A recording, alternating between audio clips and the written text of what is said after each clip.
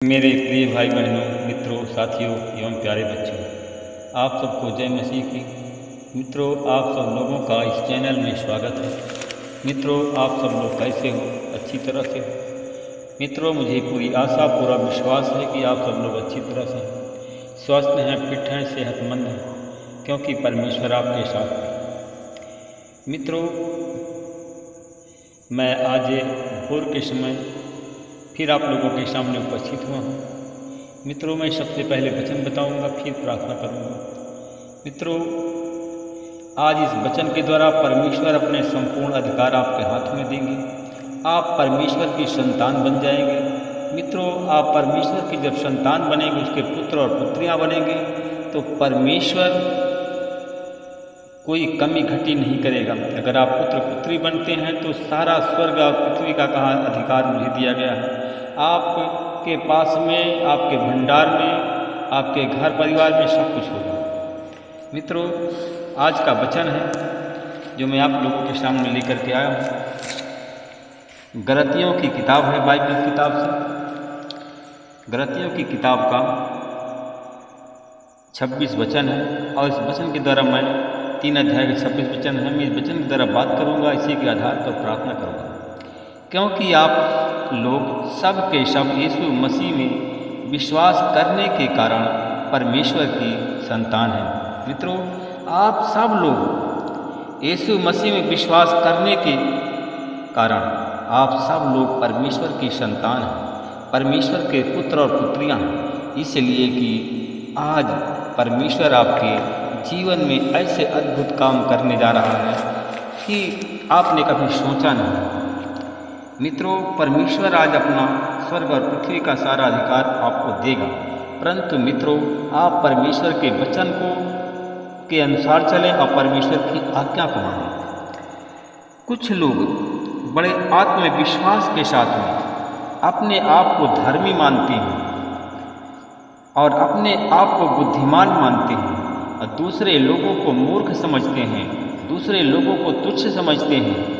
मेरे भाई और बहनों, मित्रों, मेरे साथियों, यीशु ने ऐसे लोगों के लिए एक दृष्टांत सुनाया, एक कहानी सुनाई। मित्रों, यीशु ने कहा कि 2 मनुष्य मंदिर में जाकर के प्रार्थना करने के लिए गए, और दोनों मनुष्य प्रार्थना करने, जब मंदिर में प्रार्थना करने लगे तो वहाँ पर एक फरीसी समुदाय का था और दूसरा चुंगी अधिकारी था।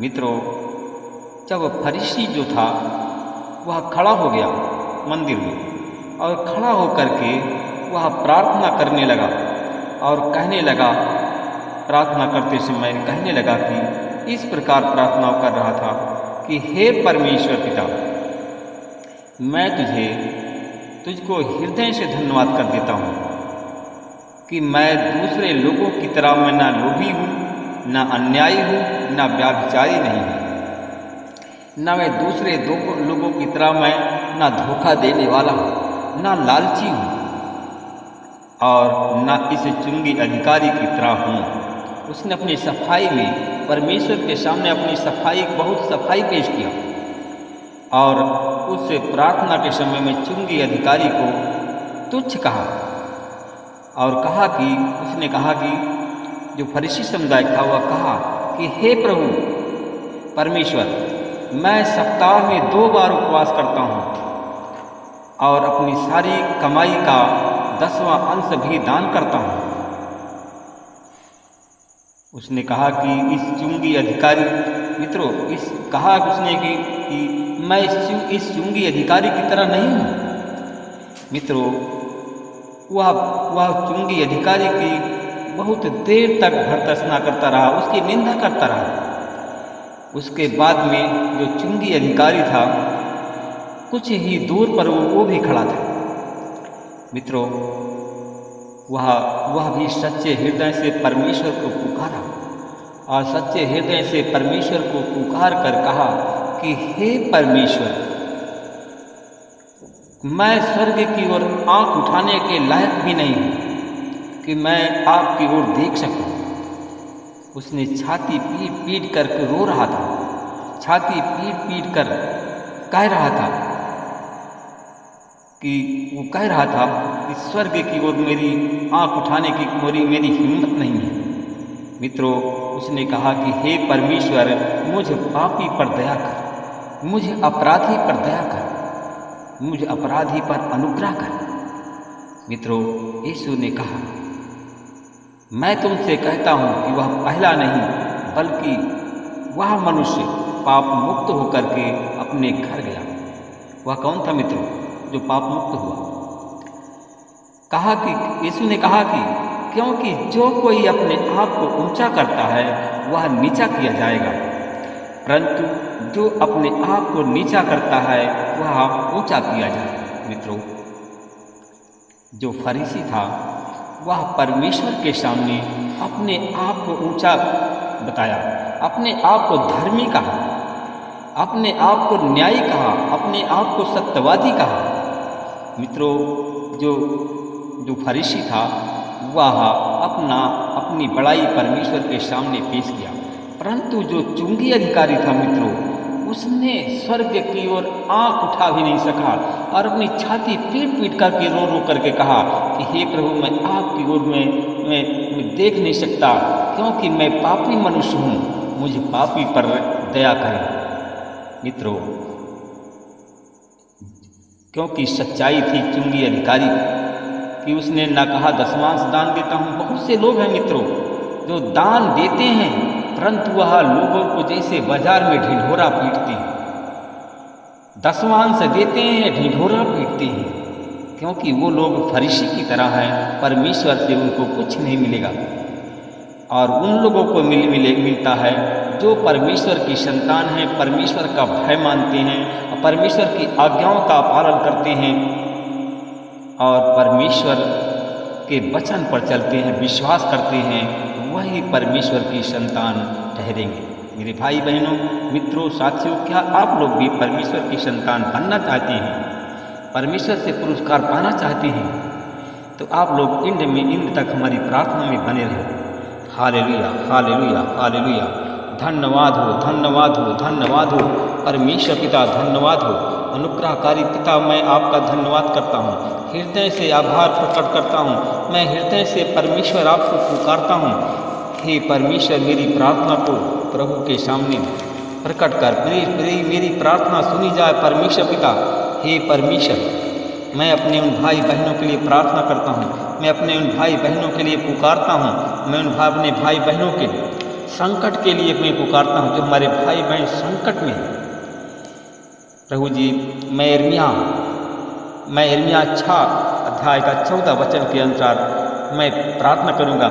मेरे निजी लोगों के घावों पर झूठा मलहम लगाते हैं, उनसे कहते हैं तुम्हारा कल्याण होगा, जबकि कल्याण होगा ही नहीं। मैं उन लोगों के लिए प्रार्थना करता हूँ जो लोग झूठे हैं, झूठी सेवा करते हैं और झूठा आशीर्वाद देते हैं क्योंकि वो लोग, उनके चेले लोग, उनके अनुयायी लोगों का कल्याण नहीं हो सकता है। परमेश्वर पिता, मैं उन लोगों के लिए प्रार्थना करता हूँ जितने लोग परमेश्वर पिता, जितने लोग प्रभु यीशु मसीह आप पर विश्वास करते हैं, आपके वचन के अनुसार चलते हैं, अब वचन के अनुसार प्रभु लोगों से प्रेम करते हैं और उनको प्रभु उनकी आशीष हर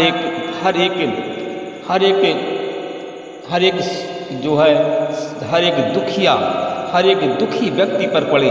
हर एक संकट, जो संकट में पड़े हुए व्यक्ति हैं, संकट में पड़े हुए लोग हैं, उन पर प्रभु आपकी आशीष पहुँचे और वो लोग संकट से मुक्त हो जाएं। परमेश्वर पिता, मैं आपका धन्यवाद करता हूँ।